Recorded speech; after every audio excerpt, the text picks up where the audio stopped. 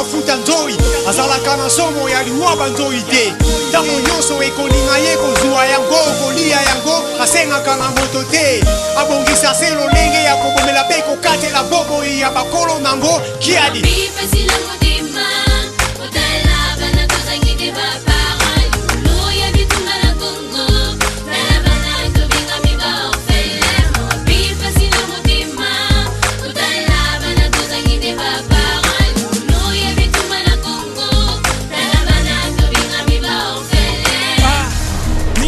Kuna pe bitumba lisola bitumba na kati Afrika tosi tolembi komona ka bidembe otangisa maya miso pona bandeko na biso yango ekomi nini Kongo koke vanda lisusu kimia te tango nyonso bitumba na bitumba etumba diama ezalaka na Angola elongwe ye na Kongo ebongwani ekomi etumba coltan balingi te Kongo esepela na bomengo nango yango batondisi bitumba awa na Kongo tango nyonso tokosalaka manaka ya kolona mpe kobokola nde tango ya bitumbe yaka boza mpe na mawa te ya koboma baboti na biso botiki biso bana mike na maboko ya moto te botumbi bandako na biso esika ya kolala eza lisusu te lelo tokomi bashege bandeko bangai naloba lisusu nini Kongo mboka na biso oyo bakoko batikela biso tona na bamengo ya lelenge iso komengo yango mondele ya ibatongo midi pokwa sena ndela ya bitumba na bagere bakotisi bitumba na bamboka Kongo bakopaome na bana nyonso ya Kongo este weste kolera na kolela pasi pe bitumba eleki mingi ndelo bana ya Kongo totelemela likambo ya bitumba po teza kozongisa. Voilà, mbote balandi ya émission Tango ya Bosolo, émission ya éveil à conscience na qualité panafricaine où ils ont éclairé opinion pe kozong sabiano na mituna na bino. La principe na yango tous les coups sont permis sauf les injures et les attaques aux individus. Bilenge ba pesi toli, bilenge ba lie solo po baloba bosolo. La présentation bisi ya bino ndeko Malangi Mbela ni un grand homme dans un petit corps petit mais costaud. Ensemble là ndeko dilumo na boso na cadre ya koluka koyeba qui dit vrai qui dit faux ndeko dilumo na boso mbote pe boni bino mbote ndeko Malangi Mbela ni na profiter ko pesa lisusu mbote bandeko balandi émission Tango ya Bosolo na bandeko ba mesala ko pesa biso lito ya tuka na pesi bino mbote bolandi malamu ya émission na bino Tango ya Bosolo. Voilà, bolandi malamu ya émission na bino Tango ya Bosolo na cadre ya koyeba Bosolo nde tina wapi utibongo koluka ndeko nkubumunu muzola oba ko répondre biso na mituna ya bino ndeko nkubumunu muzola mbote pe boni bino santé. Mbote ndeko mopanzi sango kimezali lokola momesana tomesala koloba tango nyonso na kati ya etumba kimezali na kati ya etumba. Voilà bandeko balandi na biso bolanda biso sans tendance sans parti pris. Lelo tokosolola na makambo tali des ordres politiques ko banda bongo na mikili ya Europe pe bongo na pa na biso na RDC des ordres politiques eza na bangambo nyonso kasi ndeko kubumunu muzola machese mingi batu ba mituna kana ngambo ya vuvamo bobenga na ka mingi binu bolinga ka mingi ko vuvoye batu mena ndenge lingala binu pona nini kaka bolinga ko vuvoye batu matono mingi ya solo mutuna eza penza mutu ya malamu de to lobaka mingi bino na cadre ya respect ya considération de soko ke na bao ya Leopoto alobaka mingi vous tango lobina mutu vous eza lokola opesi valeur to pe respect yango wana pe biso tozongelaka mingi bino au lieu de koloba yo moko po tolongolaka individualisme eza musala o tosalaka biso na cadre ya respect pe soki toke na volet mususu wana toke découvrir que mutu azaka ye moko te mais wana eza masolo mususu mais toke nango na volet oyo eza plus simple na cadre ya respect yango omonaka tolobaka mingi biso wana sikoyo ezali kaka na kati ya religion na bino to pe esengeli na biso nyonso bayino to banda kolobela yango bongo matono mingi ezaleli ya malamu ezalaka mpona lisanga moko te ezaleli ya malamu ezali kabo mpona bato nyonso esengeli basalela yango donc eloko eza ya malamu moto nyonso fo adopte donc jamais okoya olamuki na ntongo ozoloba papa yo naza na poso mpe te ekosala kitoko te mwa bino ekotya moi kilo pe considération et pas ya mutu ozo so na ye ekozala malamu. Voilà, wana fuma toko décortiquer yango ndenge ba bandeko balobaka toko décortiquer yango mikoleko ya kasi to lobela makambo des autres politiques to kena na ngambu ya mboka États-Unis. Tutako mona bongo Donald Trump o azalaki mokonzi ya président de la République ya États-Unis batako sala bongo ba élection de Donald Trump alongwe John Biden o ndia ko remplacer kasi yako kama ba des autres politiques ole kakabo epai na biso na Afrique epai na bango na mikili ya poto pe tukomi komona ngo Donald Trump aboyi tia comme na niveau kutu batini makambo na justice alors imoneli na bino na makambo wana nyonso ezoleka na mikili ya poto ba donneur des leçons ne lelo ba continue bona des autres ndenge ni boko mo bozo mo na makambo ngo na mikili ya poto matono mingi ya solo mutuna ya malamu makasi pe ya mutuya nde na bongo kolandela mayenyoso ezoleka epa na biso ezali kambo ya sika te pamba te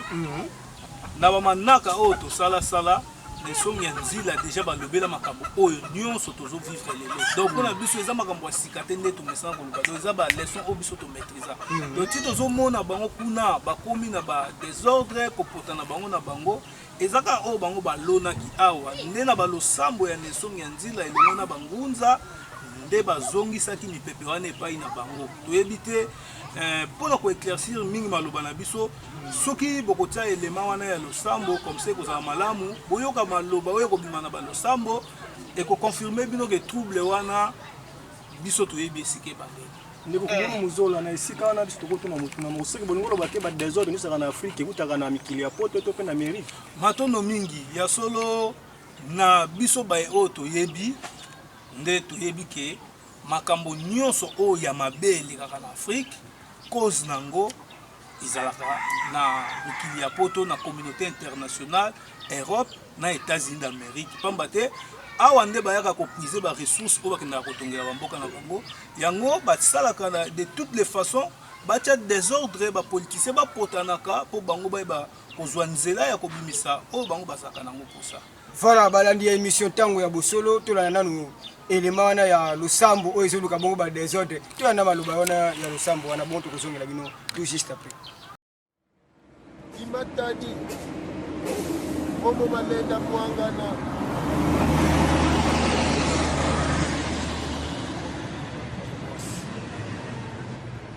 Unadia Mbutamati Ontuku watelete tange mwanga samatadi Bika wabateta wabamwanga sakitini kitini Keleka Yebubena mwangana Kabena yonza madiaka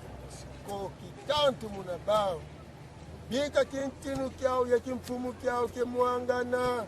bika lufalo bakotela mpasiza bakotela yebidilu bya bakotela bakituka mpavala munampavala yebeno buluna manisa tete buluna manisa keleka mwanga samatadiema yebika lwatunga ntienu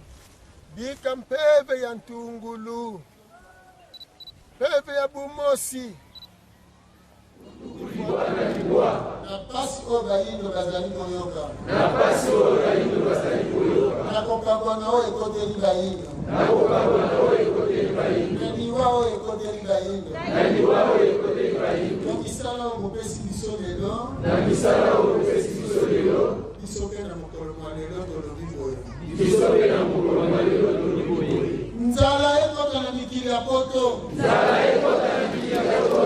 Pasi ekota na mikili ya poto kokabwani ekota na mikili ya poto moto epelela bango bazinga na mai bazanga mabele bazanga misolo bazanga mayele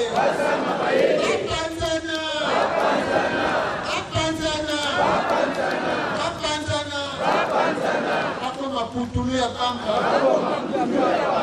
bazanga bisika ya kopemela bazanga mayele bakokono nyonso babunga na mokili lezongela bango bakabwana bakanzana basila bazanga ntina basepai na biso bayinga Bomoko, Bolingo, Mayele, Wanya, Nguya, Usalisana, Obadela Mabele.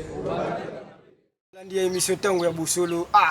En tout cas, vous comme ndeko limona na yebite soki omoni ndenge ngape na moneli. Mais ekamusinga makasi ndeko nkubunu muzola. Est-ce que o eza ba losambo to eza ba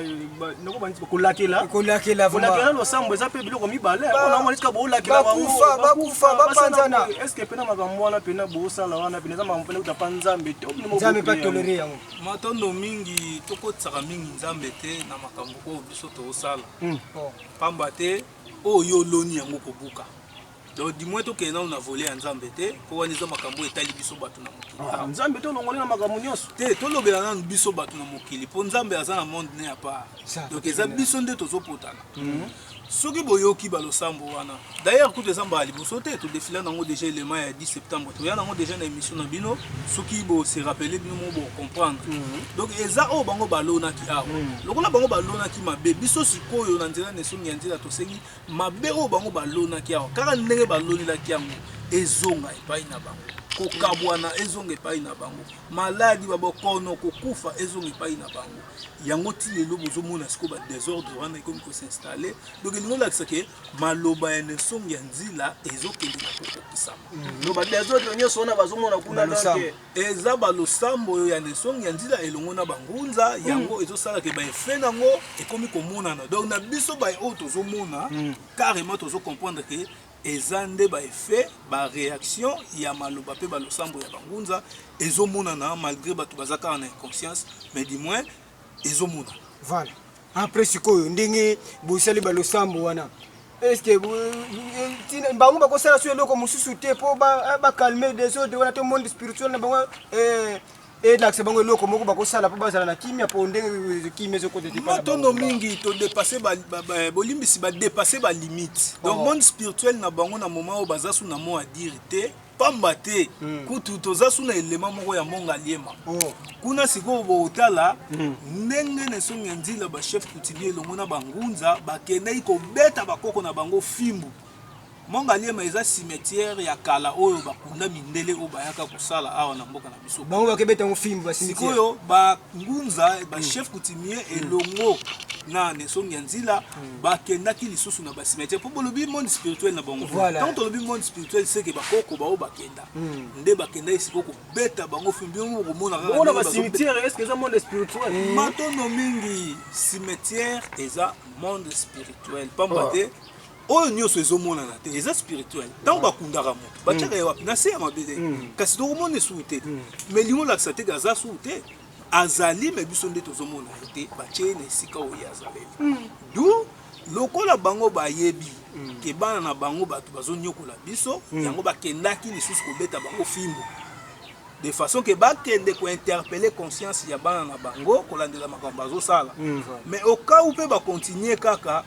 sort mosusu ezate to yebisaki bino na ba émission to lekaka epai na bino que Europe ekoma tina niveau moko elimwe na carte géographique et yebani souté donc bakozanga esika même bakotambusela vélo. Est-ce que nzambe ko tolere makambo wana alingi saka batu boye kaka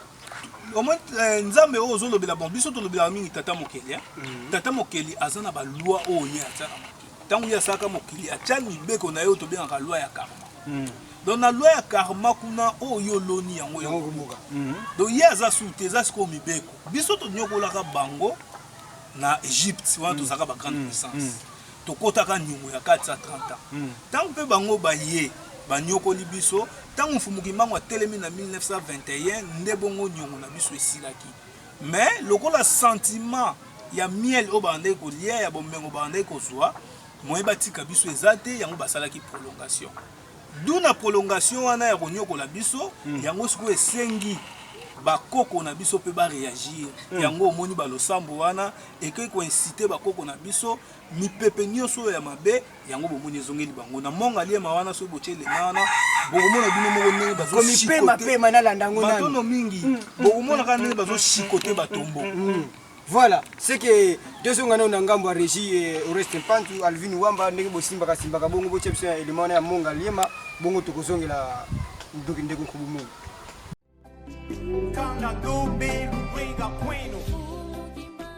Biso toyana bokosi na bango te. Po pasi nyonso tozoyoka. Stanley na bato na ye. Nde bapesaki bato lokumu. cimetière ya bakongo kasi pasi biso bato tosalaki mosala tozalaki kuna na se batikola biso bazwi mikuwa na biso liboke bake kokunda na bitambo liboke kaka batie bino kaka sandoli mokome awa babongisi ekokontinue boiti wana biso tozalaka bazoba na bango lokola bango bandimaki ke tozwi indépendance biso na Afrique na Congo mpe batala bilongo na bino babosana bana bakitani ya baoyo bango bakosaka bino bozongi lelo ezongi bino lelo eza mpo boyebisa bango to bino bakolo makozo milimo kaka oyo ya bino mayele na bino nde ekosala mpona mboka oyo to mpona bana oyo nyonso ya bango bamema bazongana bolaki bango bazongana soki bakozonga nango te bamoni ke bakotya motu makasi bino bakomi bozozi tokotala soki mabele eza ya mondele to mabele eza ya biso bayo kuse yango wana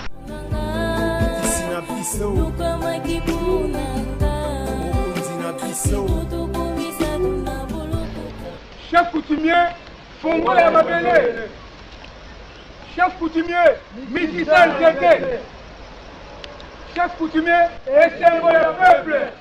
mabele na biso moko tolingi kimia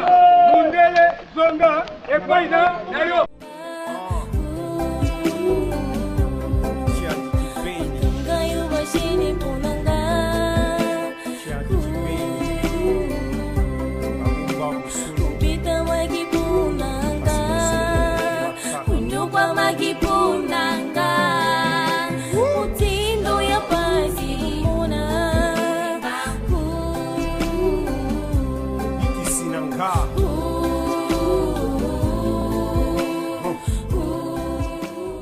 batikaka bino awa elembo batikaka bino awa elembo ya mosala oyo bino boyaka kosala awa mpona bolamu na bango bana na bino oyo tina lelo oyo bana na bino balingi kotosa te mosapi batiaki ete biso na bino nyongo esila kasi nzoka bobakisi nyongo nyongo oyo bobakisaki nyongo oyo ebakisamaki yango tozali kolobela lelo na kati ya mabele na biso ya bakopo botala bilongo malamu botala bilongo nyonso malamu bakolo mabele nde baye bakolo mabele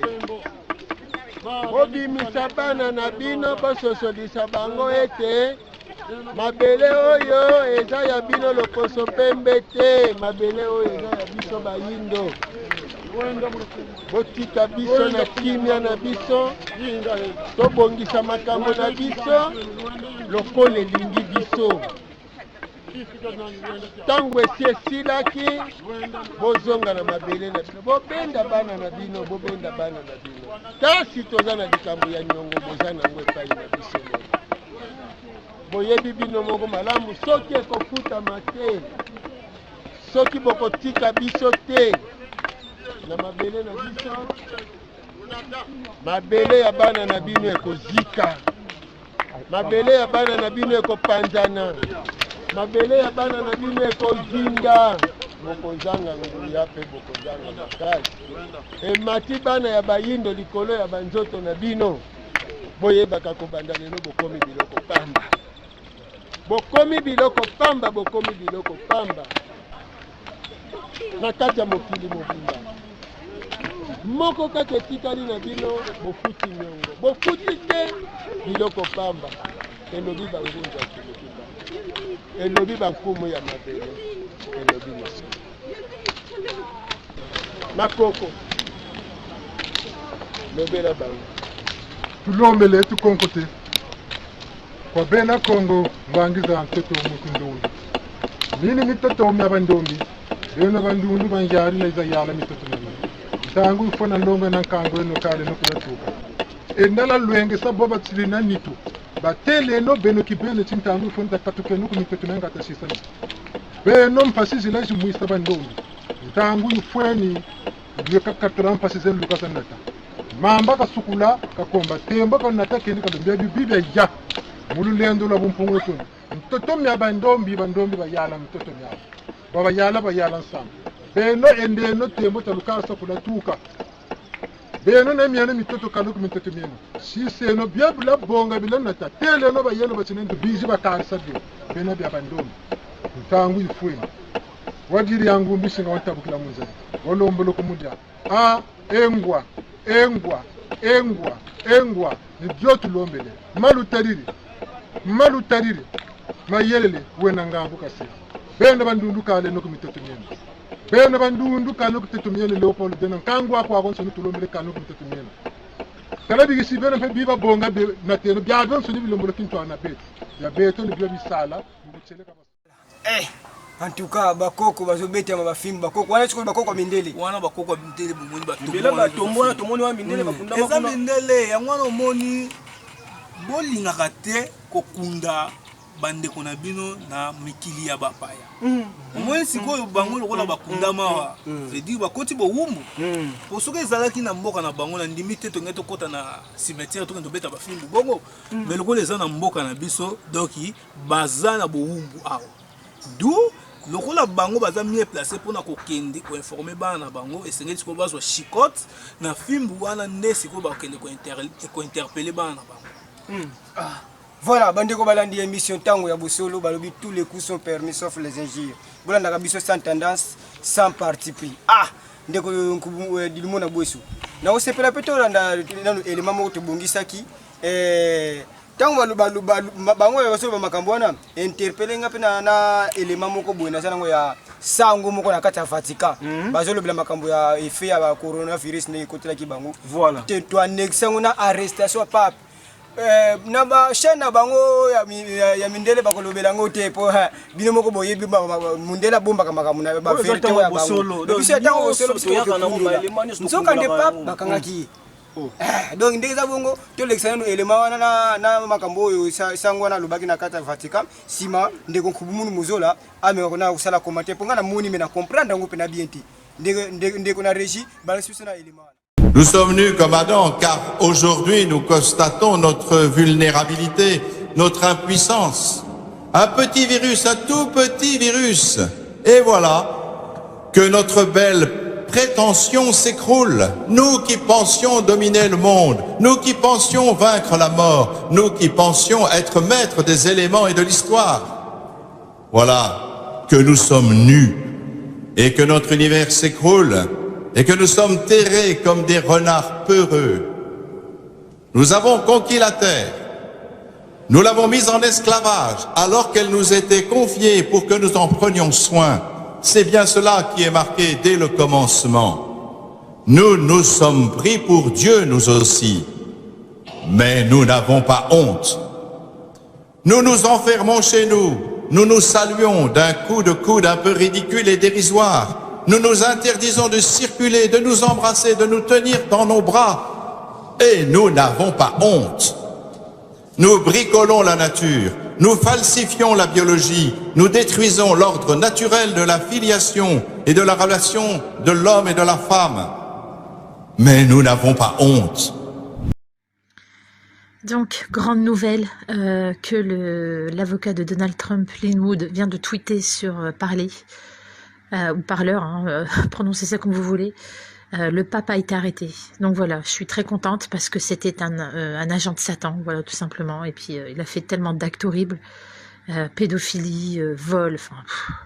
Ils sont tous noirs, hein, de toute façon, ceux qui travaillent au Vatican. Donc voilà. Donc Lin Wood, l'avocat de Trump, a confirmé que le pape a été arrêté. C'est une info qu'il faut évidemment pas prendre à la légère. Il faut la suivre et la faire partager au maximum parce que vous ne la verrez pas sur les réseaux sociaux comme Facebook, Twitter et autres parce qu'ils vont la cacher cette information. Donc celui qui tombe sur cette vidéo, partagez-la. Partagez cette information à qui vous pouvez, voilà, que le pape François a été arrêté. Voilà, cette nuit, c'est pour ça d'ailleurs qu'il y a eu un blackout au Vatican, comme vous le voyez, là c'est en direct. J'ai mis le YouTube direct sur le Vatican. D'ailleurs, c'est quand même étrange, hein, vous voyez comment c'est noir, pourtant c'est vraiment en direct. Hein. Ici en France, il fait encore assez clair que là-bas, regardez l'image qui est bien représentative de ce qui se passe en ce moment, comme quoi il n'y a pas de hasard, hein, c'est vraiment sombre. C'est les ténèbres, voilà. Donc de toute façon, hein, moi qui suis croyante, tout ça c'est écrit, la chute du Vatican est bien écrite, évidemment, de Wall Street aussi. Les croyants comprendront, hein, je ne vais pas aller en détail là-dedans, mais bon, tout ça c'était bien prévu, c'était écrit, c'était dans les Saintes Écritures. Donc voilà, bonne nouvelle en tout cas qu'il faut absolument partager au maximum si vous entendez ce message. Le pape a été arrêté, voilà. Et c'est l'avocat de Donald Trump, Lin Wood, qui l'a confirmé. Il a aussi d'ailleurs, par ailleurs, il a tweeté aussi sur Parler, que vous pouvez aller faire un tour, hein, vous le verrez par vous-même, que dans les jours à venir, donc dans les 10 à 14 jours à venir, on va vraiment, toutes les preuves vont être déballées comme quoi, voilà, tout ce qui concerne la pédophilie chez le clan Obama, Clinton et compagnie, enfin tous ces gens-là. Tout ça va être évidemment mis au grand jour. Ils peuvent pas le faire sur Internet parce qu'apparemment, de ce que Lin Wood dit, ce serait interdit de faire de mettre ces dossiers comme ça sur le net. Donc ils ont dit que ça allait se faire au tribunal. C'est ce que Lin Wood dit. Voilà. Donc il va avoir un jugement de fait sur ces gens-là. Donc vous voyez, BIDEN ne sera jamais président. Voilà. Donc grande info à partager. Ça commence. Vous voyez les arrestations. Ceux qui n'y croyaient plus ou pas, il y a bien eu l'arrestation cette nuit du pape. Voilà. Donc info à faire partager. Sango wana makambo lobi yemoko na arrestation pap ndeko kumunu muzola makambo tangu buzolo bango na bali sengona elema moko na proposa ki ibani kana makambo buzolo ba mumuni makambo neso ndenge so bakombo la bango bazo espérer bango ne otolo bana ba mambo ba cimetière donde matondo mingi ya solo bao bakanisaka maloba ya neso ngenzi lekaka kola mopepe lokola mai ya solo tangu yango esiko bola musa conscience bomona ke makambo o biso toyaka koloba tangu nyonso ebota kamuma pe wana eza réaction ya makambo o tosala ka ya musala o tosala na pas ça intouchable mais bomoni bino moko kutu botulanda sango wana lobi nini bado baza incapable baoye bate coronavirus mo virus moko basali nyonso de toutes les façons bazonyokola bango bazo continuer konyoka pe bazo zula mo solution te yango Antonien pe to fongola mo parenthèse au moins siko ke bango esika coronavirus wuti bango moko basana capable te ya ko traitement to pe moyen o ya ko se défendre contre maladie wana po ba yebeli yango cause te. Si vous avez un biso tozoyebisa bino nini ke biso toyebi cause ya coronavirus toyebi ewuti wapi na balosambo wana tomoni wana siko kuna bomoni ye moko sango atatoli pe bokemona suka arrestation ya pape biso tolobai ke pape azaka mosali ya Nzambe te pape aza malfaiteur pape aza nyonso ya mabe siko bokemona pape azaki intouchable bake basimbiye retirer mo wana musali mabe kasi nazala mo mususu te ona koloba wana soki ozala mo mususu osungi ngai otela musali ya Nzambe quand même kasi bele ya bato balandaka bino soki bozala mo mususu o boko longoya na place wana ya criminel mutu mabe malfaiteur botie kombo mususu mais pona biso engagé kabino matondo mingi loko eze ko engager biso mo mususu ezate pape aza mokonzi ya ba criminel nyonso na mokili yango bomoni sikoyo batie na arrestation nyonso wana pa na biso eza makambo ya sika te oso tozongi même na baarchive ya Nelson Mandela bokomona ki makambo nyonso lobe de ningo lakisaka shit ya Vatican shit ya mindele donc bakwei na bonzambe baza sous te prévane botana no archive ya maloba ya mfumu ko toye nango comme ça partir on bomona ke mfumu kusu makambo so alobango déjà kala tant kokota même ya Benoît XVI alobela makambo wana nyonso de mfumu kusu ebanga déjà ke shit ya mindele na ngambo ya religion bilembo nango peut-être que mona ngona ngamba politique mais alobango mfumukusu asali plus de 70 émissions na année moko pour interpeller batu bazonga na conscience d'où élément ya mfumukusu ezali maloba ya mfumu boyoka ye ndenge alobaki sur pape ndenge alobi sur christianisme bino mo bolandaka élément bokozwa badetail. Voilà bandeko balandi bolanda na élément na ya maloba ya mfumu nkusu. Voilà qui dit faux tu anda mfumu nkusu tokolika ete soki tokondima kosalela mai ya bamindele eza liwa mpona biso kopamba te soki bato na bato bakotambola na lolenge elongo bani mindele ntango bakomaki na eleko ya Benoît XVI kolandela manaka na bango ntango bakomi na ntango ya pape Benoît XVI balobi bakomi na ntango ya apocalypse. Apocalypse eza na kati ya Bible po batangi bango moko mikolo bapesaki bango ya bomoi na bango ya ntombo na bango oyo ekomami na Bible mpe bayekolakisa bango ndenge nini suka na bango ekozalela mpe bakokufela na moto nde basosoli ete bakomi na ntango ya suka na bango. Yango bokomona pape Benoît XVI lelo christianisme eza na ngala lisusu te po mama ya christianisme catholique siko sango oyo bazalaki komona na lokola bato ya tata mokeli lelo ntango bomoki makambo ya pédophilie ebimi epeke kozwa ntina kati ya Vatican. Publié le 21 octobre 2020-Dix 9h07, dans un documentaire qui lui est consacré, le pape François soutient la création d'une union civile pour les couples de même sexe.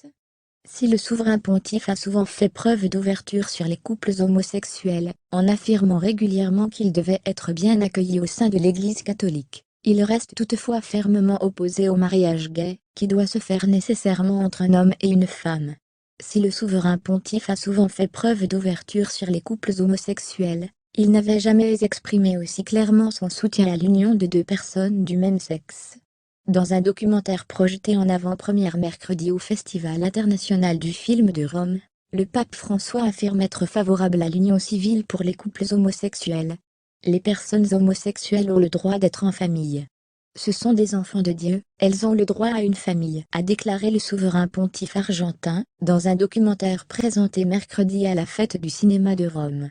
Ce qu'il faut, c'est une loi d'union civile. Elles ont le droit à être couvertes légalement. J'ai défendu cela, a-t-il souligné dans ce documentaire intitulé Francesco, et réalisé par Evgeny Afinivski.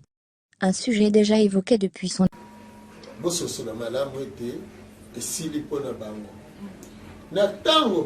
komi na likambo ya kobala na basi mibali na mibali basi akomi na suka mwasi na mwasi baobota te mobali na mobali baobota te sekele bimi libanda yango elakisi ete bakomi na suka azi ye wana mati biso oyo toke kolula lisusu azi toke kolula moyen orient tokei inde tokei lobi tozalaki bawumbu ya bamindele mundele makambo nyonso ya ye na ngwawa libebi mpona biso siko biso mpe toza na manaka na biso oyo nesoni ya nzila ayekolakisa. Voilà tolandi bongo elema ndeko kumunu muzola donc maloba nyonso wana mfumu kusu alobaki na ngambo ya spiritualité na bango ti ayeko bilembo oyo tozomona yango lelo donc mfumu kusu alobela na yango déjà matondo mingi bouti olanda elema ezalaki plus clair que biso. Donc il ne sont pas dit la makambo bamiye belango bien avant. Ba interpella biso que pape Benoît XVI a pape et apocalypse. Yende mutu ayaki kosili sa règne ya christianisme. Pamba te depuis makambo papoter et banda na to yoka te que pape a démissionné. Par exemple ali boso to mona pape a démissionné. Si ko so to tali pape o aye kokota pape François azana nombre te. Donc ba pape nyonso ba leka oyo ra japonais Benoît XVI kingandi 14 et construit te basuka na Benoît XVI ko ba Benoît bazala au 16e Benoît siko ba François banda makambo ba papoter banda ba François bazala te donc pape ya liboso azwi kombo ya François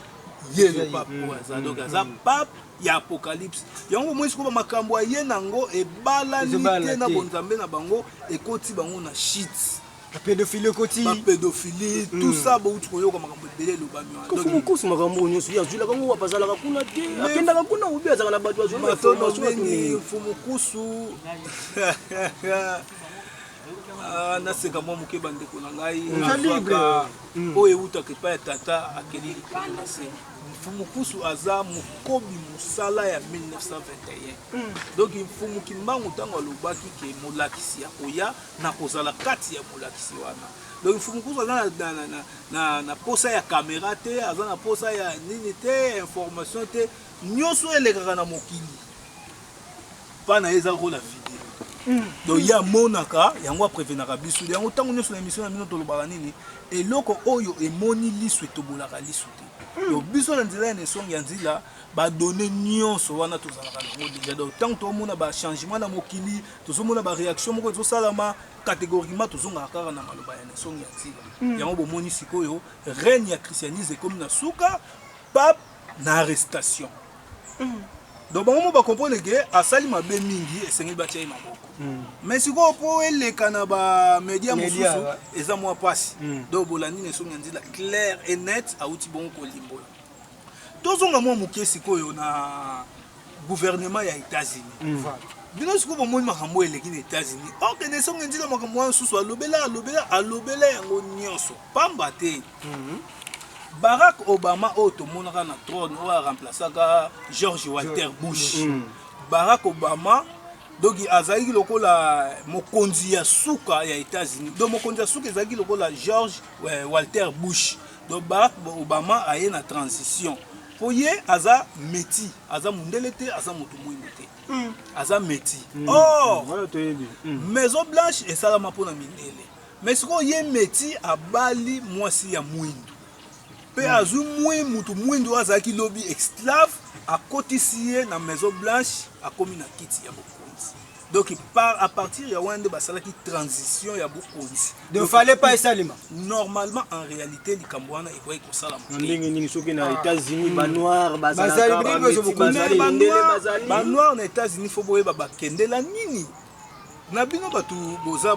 bapanzi sango boza bajournaliste d'investigation toyebi ke bosalaka mingi barecherche mpe totalaka mingi bafilme totala filme moko boye premier président noir aux États-Unis donc elingi olakisa nini ke banda États-Unis ebanda nanu mutu mwindu akoma mokonzi te mpo na nini mpo baza baoriginaire ya mabele wana te omoni mundele asalelaka racisme oyo biso soki toyi topratike awa bino bokomotaxe biso ndenge nyonso bolobaka or ke eza nde bongo donc na réalité lokola Michelle Obama mwasi ya Obama aza moto mwindu akoti na trône ya kibokonzi carrément passation de pouvoir esalami mbala moko automatiquement donc yango wana bozomona sikoyo bokonzi na bango ekei na mai boza na maîtrise ya makambo bosila kongo na boza na maîtrise ya makambo ozokamwisanga ndeko kumpuna te boza na mutu oyo amonaka oyo ekoya lobi siko bino matia bino na vuva mosalaka makambo wana obindi histoire boyelaka biso eleka makasi azobala na tina makambo ndenge kana kamoka ndeko luzade ndenge pe kana kamoka tete bankana ndenge pe nazokama pe kaka ba matondo mingi les foufous de même mbadi donc biso nyonso tobimi na école moko touti epa molakisi moko yango omona makambo na biso ezalaka cohérent identique tokoloba kaka likambo moko biso nyonso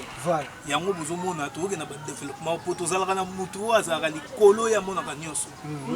mpe na voi moto oza na connaissance générale donc boyebi nyonso ya mokili bobenga nga oyo nyonso bokobenga me nayebisi bino ke boyebi nyonso ya mokili na voi moto oza na monopole na na kati ya nsiku nde makambo wana nyonso ezala na kati ya nsiku nyonso wana eza na kati ya nsiku mpe toetidiaka bilembo biso likambo eleka hasard eza te donc ata tomoni nzinzi moko apumbwe tolingaka toexamine nzinzi wana wuti wape ake wape baintention eza nini donc à chaque fois makambo elekaka biso totika yango eleka pamba te du lokola Michelle Obama avandaki daya na ngwende wana nde esika siko bokonzi ya baaméricain ekendaki preuve ane mpo ezala lisusu plus clair ndenge biso tomesana koloba élément ya gouvernement ezali botala siko nesongi ya nzila bango moko badetaye nyonso mpe kuna na kati bokomona baimage ndenge nini président akendaki ti na bacimetière ya baprésident oyo balekaka la bokolanda élément wana na nsima nde tokoyeba siko tokomante ndenge nini bino bomoneli yango ndenge nini mpe bokotundela biso voilà en tout cas pema comme ça bandeko balanda oyo élément wana ya gouvernement ya États-Unis ndenge vraiment etambolelaki mpo tomeka mpe comprendre c'est parti. premier président ya États-Unis, George Bush, fils, 43e président. Barack Obama, grâce intermédiaire, Ramsès B. Nous avons la malobate. Tina Zolo Banabini, nous avons la malobate. Et que la bonne nani Trump n'a pas d'équipe. Balobini ni batu musu bakale frère président azaboye azaka kambra azaka on pas continuer zera kaka bomona ezaki quand observe na papote shit ya catholicisme shit ya christianisme pape Benoît XVI pape ya apocalypse suka ya pape oyo aza lelo pape François quantième nombre moni parce que aza na kati ya 1000 na kati eloko ti donc bazokende kaka bongo yango namoni meme ntango asalaki losambo oyo apaka atambolaki na nini na hélicoptère olie babika plus de 1000 morts. Mais fumu curieusement batikeli ye bokonzi te mais akei epai ya bancien na cimetière biso toteyaka tolobaka kuna nde esika bayebakenda misisa ya bokasi mais arespecte baprincipe wana kuna automatisme moko kosalama to akeyakendaka na ebobolo ya pamba bancetre na ye bazongisela ye bokonzi wana ye azalaki liboso aprete serment na bible sekwake kuna pa bancetre libanda bomoni batombo eloko nini ezolakisaka bancetre États-Unis bandimi soki ekendeki epa bancien oyo bazomona boye wana nde bolobi botuna biso motuna wana mpo bandimi me ye ake na bancien oyo bakenda bayambi ye te oyo ya mosuni bakoki koyambe na basentiment na bango ya corruption mpo motu soki nano azongi mokili ya molimo te azalaka espelelo akochange bolobi azongisi awa tozolobela pouvoir dirigeant ya États-Unis tolobi esuka na mutu wana na président W Bush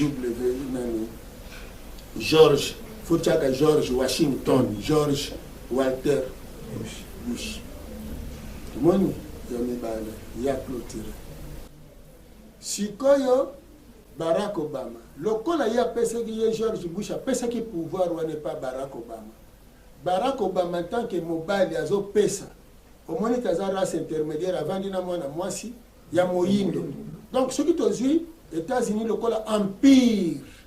oyo ekangi Europe mobimba chaque Europe donc toloba nini chaque pays ya Europe eza na représentation na les États-Unis les 50 états ya États-Unis oyo ekosala 50 états d'Afrique ezali kokabola baeuropéen bakabolaki États-Unis alors ye empereur apesi boko azwi esclave avandi sie na trône ya barua mwana mwasi wana nani Michelle Obama alors elingi koloba te déjà nani Obama asa apesi bokonzi epa baesclave lokola esalemaka spontanément te mais ezosalema progressivement bomoni te banoir babandi kokota sikoyo babandi kopusana alors bayindo bazopusana boye na se sikoyo na likolo ye apesi na Donald Trump nzoka asi avandisaki esclave nebonga ye Obama apesaki Trump eloko ya malonga te po esclave esaleka ye parce que pouvoir oyo aza nango na nzoto na ye oyo azodondwa nango milimo ezokamba ye ndambo esi ekoti epai ya mwasi mowumbu alors Maison Blanche ezalaki réservé uniquement mpona bablanc construit na bayindo bien sûr mais sikoyo Maison Blanche ekomi na race intermédiaire parce que Obama aza ni mundele ni mwindo ozomona ye aza na ye pont eza nzela te eza elekele omoni alors ntango atiaki mwasi pembeni bokonzi oyo aza nango akaboli yango na nani na mwasi eza na makanisi mosusu mwasi mpe ayebisi ye esika boye tosala boye tozongisa boye esclave ya lobi akoti na ngwende azwi mpe mikano ata ya moke ayebisi mobali na ye tokende otala ata bapauvre wana kaka ndenge bake wana pouvoir wana elobi moyindo alobi spirituellement nyonso eza considéré alors lelo baza koexercer pouvoir ya passation ya transition oyo bango bazosala bango bamindele ya transition si basilaki kaka. Voilà, en tout cas tokote zulu makambo ya gouvernement na biso awa ko baki des autres politiques et ko na mikili ya poto précisément na États-Unis pe apa na biso na RDC izali tokote na pa na biso awa na RDC batu ba ganga kikono il faut changement ekote na mboka ba élection ko titemoni président na biso lelo président Antoine Tshilombo Tshisekedi président de la République batu ba biki ono coalition abaka kabona ka libala ono simbati akaboli libala to si peuple bango moko bazuma kan secrétaire sengeli baleka na consultation asali ba consultation lelo alobi ke noto ke na union sacrée gouvernement union sacrée lelo toujours zelela mais siko totali koto yo bato balobakata ki libala bango la posu bakikota na union sacrée na ebite ceux qui peut babongoli motema wana to ebite wana binonde boko crescir biso mais du moins bato balinga ki des changements siko to kesiko na union sacrée est-ce que ba congolais prise à suka bazoezela kaka union sacrée ndenge ni bino bozomona union sacrée wana matono mingi na mutuna na bino ya solo biso emoneli na biso ezalaka ndenge moko te na bato donc biso totalaka na volet mosusu bino boke na gauche seke biso tokena ya solo politique ya Afrique to pe ya RDC biso tolobaka eza lokola volcan moko en pleine ébullition donc politique na biso ezalaka kaka tantôt plutôt yango wana biso to interpellera bato mingi bazonga na histoire au moins soko zongi na histoire o comprendre pona nini makambo ezoleka lelo eza makambo ya sika te eza makambo na mboka na biso yango kaka ezongaka soki toke na ta tozongi nano na ta ya président Kasavu bomona kaka ye mpe bamalmenaka ye ntina niveau bakotisa baincompréhension bachange ba premier ministre et consort ye Mobutu a changé Mobutu afingami toleki Mouzé Kabila ye afingami et consort mutu mabe dictateur accueilli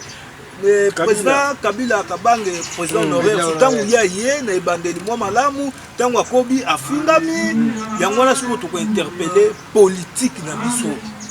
Comment se fait-il bato mobimba bakoka kovanda te basangana mpona sort moko union sacrée eza problème te kasi totala mbuma ya union sacrée tant total déjà ndenge bobandeli kolona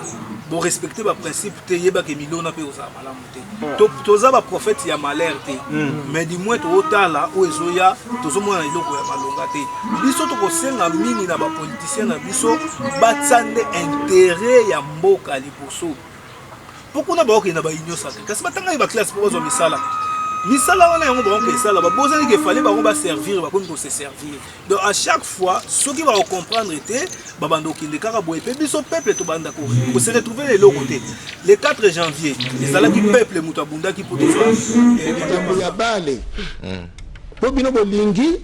loko ba politicien baboya ki peuple nde bozolo bateno likambo ezaka kaka abako ye meeting na ye na tongo bapekisaki yango nde epesi flamme bon do bato baki kolanda match na kanda d'abord aza na mwa kanda wana match baki na kanda te bakende na normal non moi frustration moko nde meeting d'abord eratai wana babosai na bango babotoke longo la kanda na match groupe oyo eza na imka na groupe eza na stade ekokani te imka baza moke c'est ça ozomona demain bato imka batomboki letango babimi basali mobulu kene Kinshasa soki mobulu bato ya bako basala mobulu l'air Kasavu ayebisai banke meeting eza te l'état colonial nga andima te match ebetama na stade parce que eza kaka na secteur moko wana mais ti batikaki match ebetama na stade c'est que kimia ezalaki mais ntango match esili kuna avec club apoli contre Mikado ba supporter si avec club awa nga na koinsiste na ba forme nyonso to falsifier histoire te ba supporter si avec club tango bazoya na kanda wana ba ute pola nango elikia Kasavubu alobi nini bamindele bapolisi biso kuna na kanda wana o Kasavubu alobi eloko te mpona nini mindele baboyi moni nde batomboki bon lelo mundele akolala wa te azokende lelo nde kolamusa ya population balamuki baye siko bakangi balabala aveni Kasavubu lero wana eza aveni Prince Baudouin bakangi balabala wana comme avenue Roi Baudouin lero Prince Baudouin si me comme Roi Baudouin bakangi balabala Monsieur Brazampinto auti na Gombe azoya akuti babarikade nzela nesika telema atombola ka loboko alakisake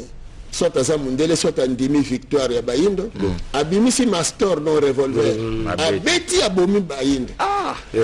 lokozaki na moto akimi ake na quartier kuna esika azali kozala na quartier Mfumukimbangu na Foncobert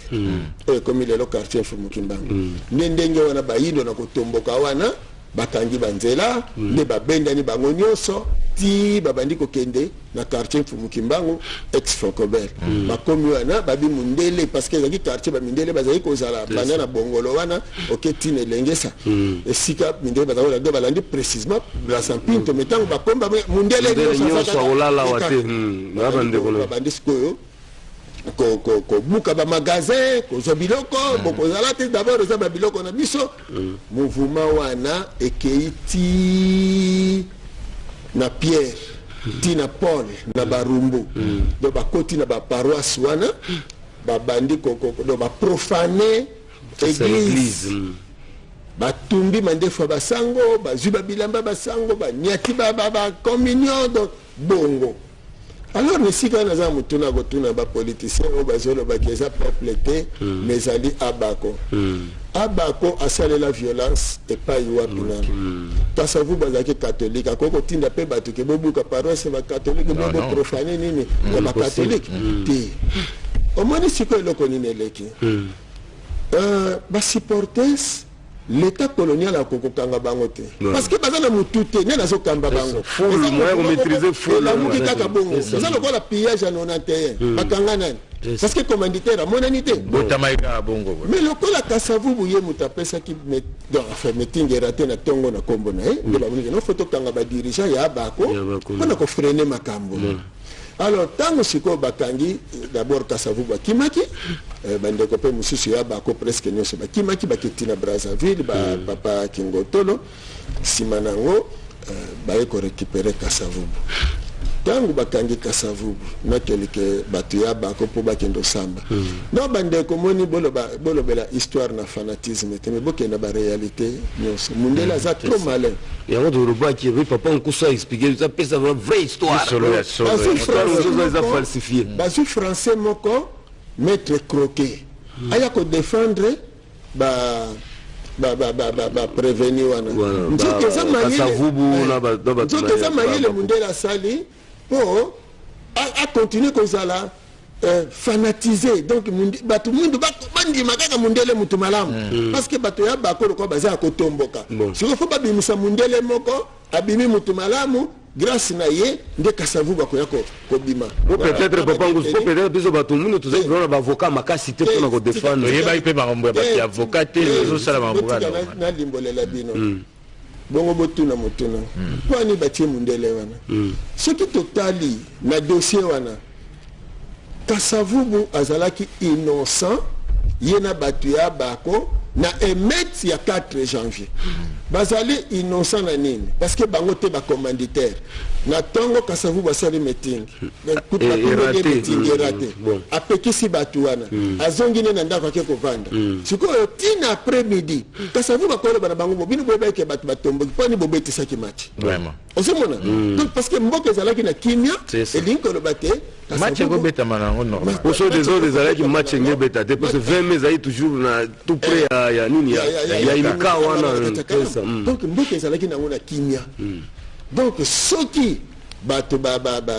batomboki donc Kasavubu aza na moyen nyonso ya défense ya kolobaki no injustice na bino bosalaki na stade nde muteza na base ya makambo wana parce que meeting ya Kasavubu incité bato na pillage te na violence pété Kasavubu akalemaki déjà bato na ye esilaki mais likambo eye na après-midi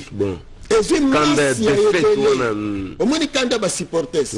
nde sikoyo etombokisi bato ke mundele trop c'est trop na revolver doko boma mutu oyo Brazampinto abomaki mais sikoyo tango bato babimisi mbongo ke bafuta maître Croquet sikoyo ekomi sikoyo lokola publicité ya maître Croquet lelo soko tuni kaka bayindo nyonso oyo bino nabimisa mbongo grâce à monsieur Croquet nde lelo Kasavubu abimaka donc sikoyo mundele a récupérer situation omoni sikoyo basali nini indépendance mutabundeli yango peuple mutasali mobulu wana le 4 le 5 na lelo lokwa lelo le 6 parce que mettre les joaka indépendance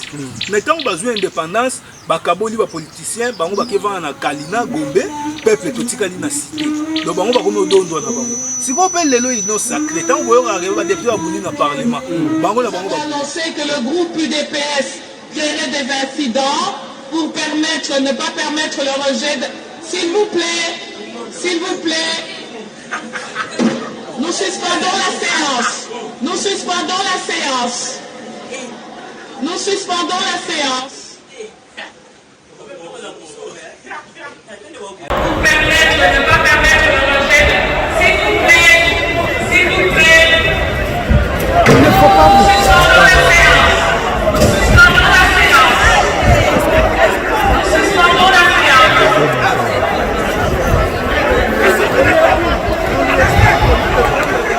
Parlement bango la bango babunda peuple biso to bunda kate siko bango ba ke wela kuna ba ke wela ka ba intérêt na bango peuple pe a ko se retrouver le peuple a ça na intérêt mo côté ko na mais biso te muto tindi bango ba ka sala yo susu ndeko nkubulu so comprendre que FCC bango nde baneko bloquer mboka pote de liboso so to souffrir ezala ki de FCC nde mo konza mboka asoki mokano ya kosangisa pe kosala union oyo kozala kati ya makanisi maye mopandi sango ya solo ndenge bopesi biso information que FCC mutabandai ko bloquer mais na oyo biso toyebi pasi ya mboka oyo ebandi nango na FCC te donc pasi ya mboka oyo ewuti musika ezaka mundele mutu aza kozi ya makambo oyo nyonso oyo toomona lelo akoya kotanisi yo na ye po ye azwa mwa bénéfice na se donc soki bakomprendre mayele mabe ya mundele te mais soki tokotala kaka elike na communauté internationale États-Unis besoin de désordre mais balingi va soutenir biso pendant que bango mo ba ko résoudre ba problème na bango tout le monde or que biso tozana iloko moko to bénéficier na États-Unis pour mboka oyo etondi bato mayele etondi bomengo etondi nyonso mais manque ya considération ya on de la passe donc osana na union sacrée eza mabete mais union sacrée eza mabete eza esengo mingi po ba politiciens na biso bazwa occasion ya kosangana te yango na tango nyonso bakutani na opportunité ya boye ekozala malamu mingi basaisir yango bayeba kosala ba échange des idées po bayeba neni bakoki kodévelopper mboka mais eno bazela ba injonction to pe lisumi moyo kokuta quelque part po ekoepole bango te en plus bazwa peuple en considération po bakonzi bakoki kobongisa mboka bango moko te sans association ya peuple mboka moyen et développé et kozala te yango ezosenga bato nyonso fo bakota na mosala mpo na mboka ekende liboso peut-être na sens wana tokoloba bongo na makambo oyo etali États-Unis po tochite lokola tozokende na chite biso na bino biso tokoyebisa bango mingi baya na RDC bazwa cours il y a passation pacifique, il y a pouvoir et pas il y a président Joseph Kabila. Bazwa cours et pas il y a président honoraire, passation pacifique. La rapport Bazana maîtrise voilà, bandeko balandi ya émission tango ya Mosolo balobi ke Donald Trump na John Biden baya apa Joseph Kabila po baye kusema ndenge ni passation de pouvoir et salimaka passation pacifique pacifique et salimaka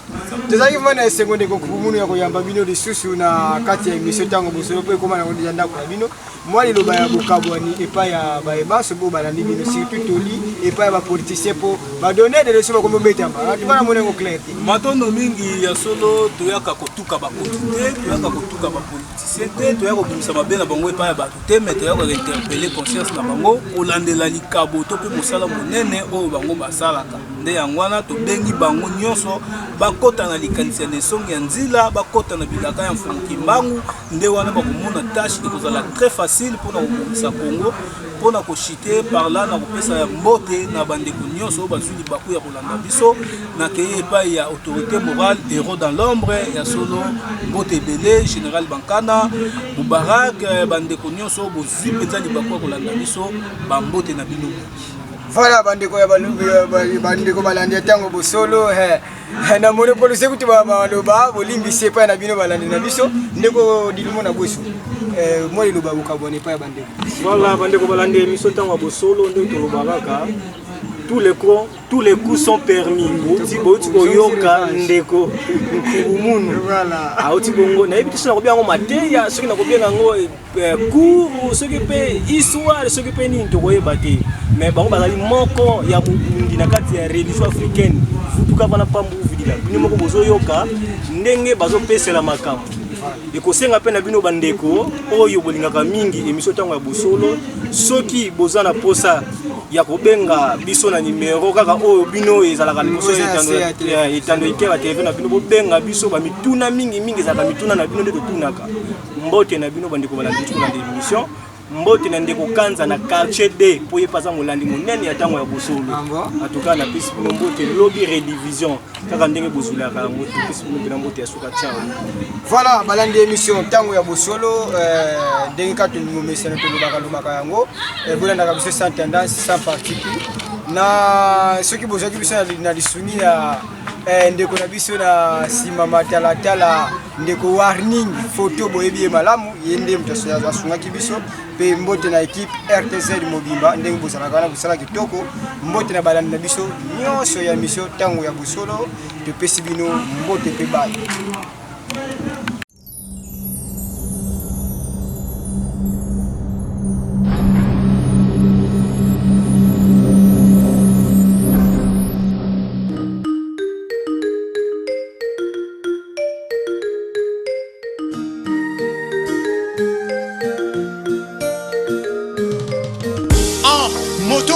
mafuta nzoi azalaka na somo ya liwaba nzoi te ntango nyonso ekolinga ye kozwa yango kolia yango asengaka na moto te abongisa selo ndenge ya kobomela mpe kokatela bomoi ya bakolo nango kiadi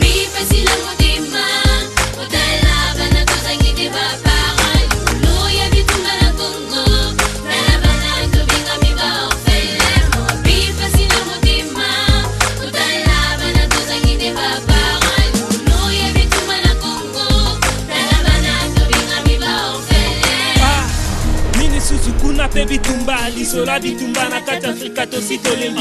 komonaka bidembe etangisama ya miso mpona bandeko na biso yango ekomi nini Kongo koki ovanda lisusu kimia te ntango nyonso bitumba na bitumba etumba diama ezalaka na ngola elongo eye na Kongo ebongwani ekomi etumba coltan balingi te Kongo esepela na bomego nango yango batondisi bitumba awa na Kongo ntango nyonso tokosalaka manaka ya kolona mpe kobokola nde ntango ya bitumbe yaka boza mpe na mawa te ya koboma baboti na biso botiki biso bana mike na maboko ya moto te botumbi bandako na biso esika ya kolala eza lisusu te lelo tokomi bashege bandeko bangai naloba lisusu nini Kongo mboka na biso oyo bakoko batikela biso tanda na bamengo ya lelenge iso komengo yango mondele ya ibatongo midi pokwa sena nzela ya bitumba na bagere bakotisi